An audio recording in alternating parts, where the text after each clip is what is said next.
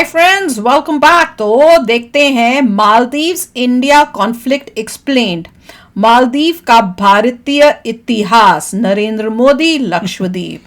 चलो वीडियो शुरू करते हैं। वीडियो शुरू करने से पहले अगर आप चैनल पर नए हो और आपने अभी तक सब्सक्राइब नहीं किया तो जल्दी से पहले सब्सक्राइब के बटन और बेल आइकन को क्लिक कर लो ताकि आपको हमारे सारे न्यू वीडियोस के नोटिफिकेशन मिल जाए जैसे हम अपलोड करें। अगर आपको वीडियो पसंद आता है प्लीज लाइक एंड शेयर। चलिए शुरू करते हैं। तो दोस्तों हुआ ये कि मोदी जी ने डुबकी तो लगाई थी लक्षद्वीप में और डूब गया है मालदीव। इसीलिए तो हम कहते हैं वाह मोदी जी वाह वाह। मालदीव के 3 छपरी नेता तो भारत और मोदी जी को उल्टा सीधा बोलकर निपट गए, निकल गए, मगर उसके बाद जो रायता फैला है उसे समेटने में मालदीव सरकार के हाथ पांव फूले हुए हैं। 5 लाख मालदीव की आबादी है और 10 लाख हिंदुस्तानी अब तक #बॉयकॉट मालदीव ट्रेंड करवा चुके हैं। जिस दौरान मैं ये वीडियो बना रहा हूं, एक रिपोर्ट है, कंफर्म तो नहीं करता हूं, लेकिन उस रिपोर्ट के मुताबिक 8000 लोग मालदीव के लिए अपनी होटल बुकिंग कैंसिल करवा चुके हैं और 2500 फ्लाइट टिकट्स भी कैंसिल। अब तो डबल हो गई है। इस बीच जो लोग ऋषिकेश भी यूपी रोडवेज की बस पर लटक कर जाते थे, उन्होंने भी इस मौके का फायदा उठाकर फेसबुक पर ऐलान कर दिया है कि उन्होंने भी अपना मालदीव का ट्रिप कैंसिल कर दिया है। अब आए ना लाइन पे। कुल मिलाकर आलम यह है कि सचिन तेंदुलकर से लेकर सलमान खान तक, अक्षय कुमार से लेकर श्रद्धा कपूर तक, हार्दिक पांड्या से लेकर जॉन अब्राहम तक, क्रिकेट और बॉलीवुड की तमाम हस्तियों ने खुलकर लक्षद्वीप के सपोर्ट में वो लोग आए हैं। ताज ग्रुप जल्दी वहां पर 2 वर्ल्ड क्लास होटल बनाने वाला है। लक्षद्वीप के एयरपोर्ट का भी जल्द ही कायाकल्प होने वाला है। मगर सवाल ये है कि मालदीव और भारत के बीच ये कलेश आखिर मचा ही क्यों? आखिर क्यों एशिया का सबसे छोटा देश भारत के खिलाफ उड़ता तीर ले रहा है? क्या मोदी जी का लक्षद्वीप जाना सिर्फ इत्तेफाक था? और सबसे बड़ी बात, हमने क्यों अपने थंबनेल में लिखा है कि एहसान फरामोश मालदीव? तो आइए आज के इस वीडियो में हम इन सारे मुद्दों पर बात करें। मगर उससे पहले मैं आप सबसे विनती करूंगा कि इस वीडियो को ध्यान से देखिए, एंड तक पूरा देखिए, क्योंकि ऐसी बातें आपको बताने वाले हैं जो शायद आप नहीं जानते हो। हम क्या, शायद मालदीव के लोग भी न जानते हो। तो आइए शुरू करते हैं। वीडियो पसंद आए तो प्लीज इसे अपने दोस्तों यारों रिश्तेदारों से शेयर जरूर करिएगा। नमस्ते एंड वेलकम। दोस्तों इससे पहले कि हम आपको यह समझाएं कि हम मालदीव को एहसान फरामोश क्यों कह रहे हैं, उससे पहले आपको थोड़ा सा बैकग्राउंडर दे देते हैं। हुआ ये कि आज से तकरीबन 2 महीने पहले 17 नवंबर 2023 को मोहम्मद मोइजू मालदीव के 8वें में आया। खाली की पीपल नेशनल कांग्रेस ने अपना पूरा इलेक्शन भारत विरोध सेंटीमेंट पर लगा। मालदीव और भारत के रिश्ते हमेशा से बड़े अच्छे रहे। मालदीव के पिछले राष्ट्रपति इब्राहिम मोहम्मद साली भी भारत के सपोर्टर थे, मगर मोइजू की पीपल नेशनल कांग्रेस पिछले काफी टाइम से मालदीव में भारत के खिलाफ माहौल बना रही थी। मोइजू ने अपने इलेक्शन कैंपेन तक में ये बोला था कि अगर वो प्रेसिडेंट बने तो मालदीव में मौजूद भारतीय सैनिकों को देश से बाहर निकाल देंगे। आज तक मालदीव का हर नया राष्ट्रपति सबसे पहला दौरा भारत का ही करता था, मगर मोइजू पहले टर्की गए, फिर एक दिन पहले ही वो चीन के दौरे पर गए। कुछ लोगों का कहना है कि मोइजू या मालदीव की इस नई सरकार के भारत विरोधी रवैये के पीछे चाइना का हाथ है। जो दर्शक नहीं जानते उन्हें बता दें कि पिछले कुछ सालों में चीन ने मालदीव को सैकड़ों करोड़ डॉलर का कर्जा दिया है। चीन ने 20 करोड़ डॉलर लगाकर मालदीव की राजधानी माले से मालदीव के दूसरे आइलैंड हुले माले तक 2 किलोमीटर लंबा एक पुल भी बनाया था। जैसा कि सभी जानते हैं, चीन की फॉरेन पॉलिसी का एक हिस्सा यह भी है कि हर छोटे देश को पहले कर्जा देकर अपने जाल में फंसाओ और जब उस देश को यह लगे कि वो कर्जा नहीं चुका सकता तो फिर अपनी मर्जी से उस देश की फॉरेन पॉलिसी चेंज करवा लो। पिछले काफी समय से चीन हिंद महासागर वाले एरिया में दखल अंदाजी करने की भी कोशिश कर रहा है। चीन की कोशिश है कि श्रीलंका और मालदीव के साथ अपने संबंधों का फायदा उठाकर इस इलाके में भारत का दबदबा कम किया जाए। मालदीव में भी कुछ विपक्षी पार्टियों को जब ये समझ में आ गया कि वो चीन से लिया अरबों डॉलर का कर्जा नहीं चुका सकते, तो वो इस तरह से भारत विरोध की पॉलिसी पर चलना ही उनकी मजबूरी हो गई। मालदीव के मौजूदा राष्ट्रपति मोइजू और इन्हीं की पार्टी के पूर्व नेता अब्दुल्ला यामीन, जिन्हें भ्रष्टाचार के मामले में दोषी साबित होने पर 11 साल की सजा मिली थी, वो भी भारत के खिलाफ इसी तरह का जहर उगलते रहे हैं। इसलिए राष्ट्रपति बनने के बाद मोइजू का भारतीय फौज को मालदीव से जाने के लिए कहना, फिर अपनी पहली ऑफिशियल विजिट पर भारत न आकर चाइना चले जाना, उनकी सरकार के 3 मंत्रियों का खुलेआम ट्विटर पर भारतीय प्रधानमंत्री को गाली देना, उनकी इसी जहरीली सोच का नतीजा है। मगर जैसा कि कहते हैं ना, हाथी के दांत खाने के कुछ और दिखाने के कुछ और। इन 3 मंत्रियों ने भी चौड़े होकर जोश जोश में भारत और मोदी जी के खिलाफ बोल तो दिया, मगर मालदीव की सरकार को 10 मिनट में समझ में आ गया कि ये तो हमने उड़ता तीर ले लिया है। अरे भैया, कर्जा भले ही तुमने चीन से लिया है, मगर मालदीव का टूरिज्म चल तो भारतीयों के भरोसे रहा है। अकेले साल 2023 में 2.5 लाख से ज्यादा भारतीय टूरिस्ट मालदीव गए।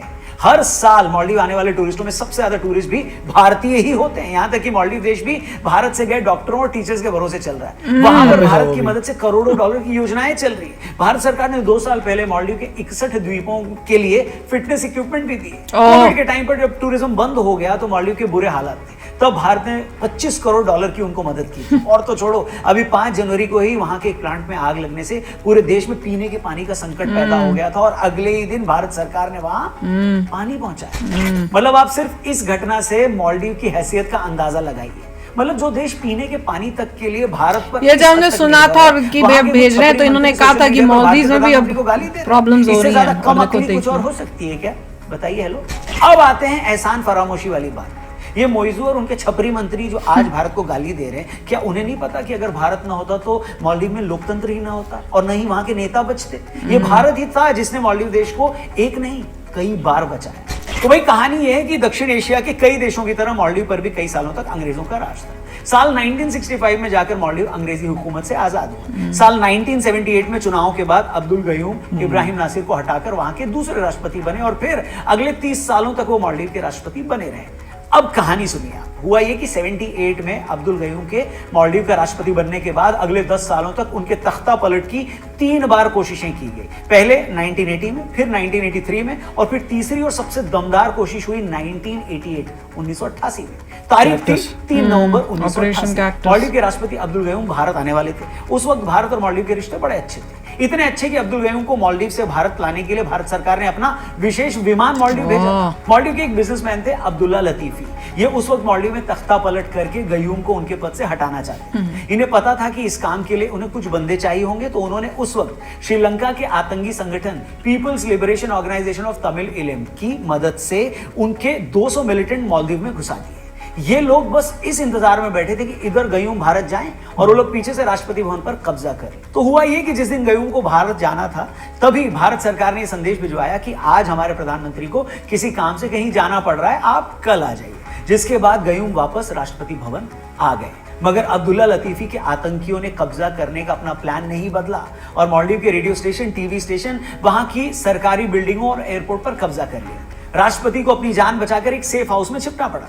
ये वो वक्त था जब मालदीव की सरकार ने श्रीलंका, पाकिस्तान और सिंगापुर से मदद मांगी, मगर सबने अपने हाथ खड़े कर दिए। अमेरिका मदद कर सकता था, मगर अमेरिकी समुद्री जहाज मालदीव से बहुत दूर था। उस वक्त जब मालदीव ने ब्रिटेन से मदद मांगी तो ब्रिटेन ने कहा कि आप भारत से बात करें। मतलब ऐसे वक्त में जब पूरी दुनिया ने मालदीव की मदद करने से पीछे हट गई पूरी दुनिया, उन्होंने हाथ खड़े कर दिए। उस वक्त मालदीव की सरकार ने भारत से मदद मांगी और आपको जानकर हैरानी होगी कि मालदीव से मदद मांगने के सिर्फ 10 घंटे के अंदर भारत के पैरा कमांडोज मालदीव पहुंच चुके थे। भारतीय फौज ने पता लगाया कि मालदीव के एक आइलैंड पर अभी कोई नहीं है, तो चंद ही घंटों में भारतीय वायुसेना ने अपने पैरा कमांडोज को वहां पर लैंड करवाया। उसके बाद इन लोगों ने माले पर धावा बोला। भारतीय कमांडोज के वहां पहुंचते ही सारे आतंकी पहली फुर्सत में वहां से भागने लगे। कईयों को पकड़ लिया गया, कुछ ने सरेंडर कर दिया, कुछ का एनकाउंटर करना पड़ा।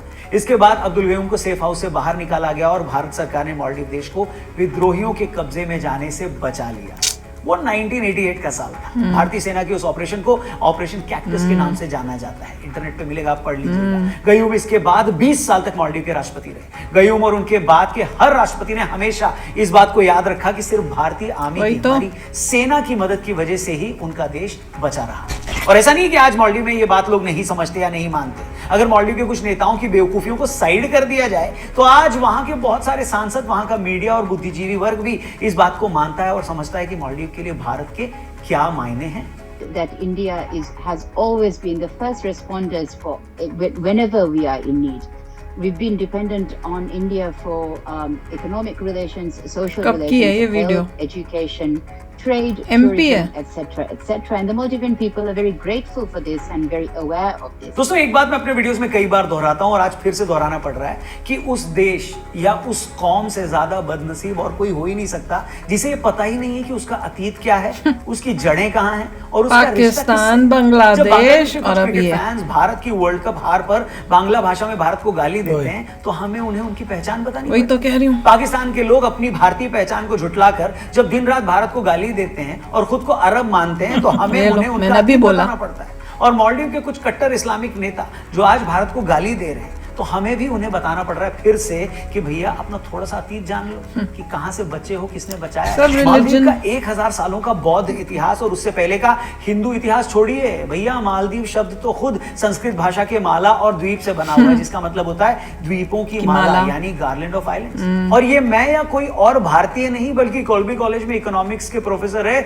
जॉन हॉगनडॉन ने कहा है कि मालदीव शब्द संस्कृत के माला द्वीप शब्द से बना है, जिसका मतलब होता है गार्लैंड ऑफ आइलैंड्स, और वैदिक समय से इसका यही नाम है। और छोड़िए, मालदीव के लोगों को धीवेहीन कहा जाता है, जो कि धीब या दीब से बना है, और ये दीब भी संस्कृत के द्वीप से निकला है। और एक आखिरी सच, 17वीं शताब्दी में छपी किताब अल्लामा शिहाब अल दीन के मुताबिक मालदीव क्षेत्र में आकर बसने वाले लोग पहले भारत के कालीबंगा से थे, और बहुत से इतिहासकार भी ये मानते हैं कि मालदीव में बसने वाला पहला शख्स भारत के गुजरात से था। तो भाई लोगों, ये है मालदीव की असली पहचान, जिसका नाम भी भारतीय भाषा से निकला है, जिसके पूर्वज भी भारतीय थे, जिसका हजारों सालों का अतीत भी बौद्ध और हिंदू धर्म का रहा है। इस मालदीव के कुछ नासमझ लोग अपनी अज्ञानता और कट्टर सोच की वजह से इस हजारों सालों के संबंध और पहचान को कलंकित कर रहे हैं। और जैसे कि मैंने कहा, ये समस्या सिर्फ मालदीव की नहीं है, यही प्रॉब्लम बांग्लादेश की भी है, पाकिस्तान की। एक तरफ दुनिया आज भारतीय संस्कृति और परंपरा की दीवानी हो रही है, और जो लोग सच में इस परंपरा से आते हैं वो ही अपनी अज्ञानता और मजहबी कट्टरता की वजह से इसके सबसे बड़े दुश्मन बन बैठे। और जैसे कि कहते हैं, कोई भी इंसान तब तक ये तय नहीं कर सकता कि उसे जाना कहां है जब तक उसे ये ना पता हो कि वो आया कहां से। शायद इसके बाद और कुछ कहने की जरूरत नहीं है। और हाँ, एक आखिरी बात, जिस मालदीव और लक्षद्वीप की आज तुलना हो रही है, उस लक्षद्वीप का नाम भी संस्कृत के लक्सा और द्वीप शब्द से बना है, जिसका मतलब होता है 100,000 आइलैंड।